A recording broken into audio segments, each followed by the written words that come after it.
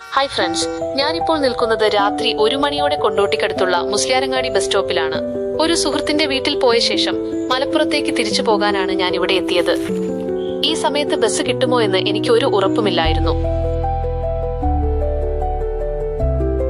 അപ്പോഴാണ് എനിക്ക് കഴിഞ്ഞ മാസം മലപ്പുറത്ത് വെച്ച് ഗതാഗത മന്ത്രി ഗണേഷ് കുമാർ സർ പറഞ്ഞൊരു കാര്യം ഓർമ്മ വന്നത്.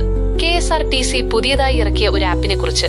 ഏത് സമയത്തും എവിടെ നിന്നും ബസ്സുകളുടെ സമയവിവരങ്ങളും ടിക്കറ്റ് നിരക്കും അറിയാൻ കഴിയുന്ന ചലോ എന്ന ആപ്പ്.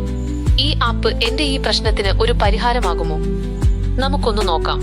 ഞാൻ വേഗം ഫോൺ എടുത്ത് ചലോ ആപ്പ് ഡൗൺലോഡ് ചെയ്തു. അതിൽ ഞാൻ നിൽക്കുന്ന സ്ഥലവും എനിക്ക് പോകേണ്ട മലപ്പുറവും ടൈപ്പ് ചെയ്തു.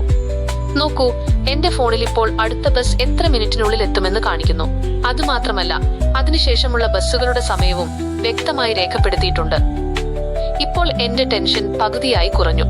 ബസ് ഉണ്ടെന്ന് ഉറപ്പായി. പക്ഷെ ഒരു സംശയം മാത്രം. ആപ്പിൽ കാണിച്ച സമയത്ത് കൃത്യമായി ബസ് വരുമോ? വേറെ വഴിയില്ലാത്തതുകൊണ്ട് ഞാൻ ഈ ആപ്പിനെ വിശ്വസിച്ച് കാത്തു നിൽക്കാൻ തീരുമാനിച്ചു. അതാ, ഒരു KSRTC ബസ് വരുന്നു.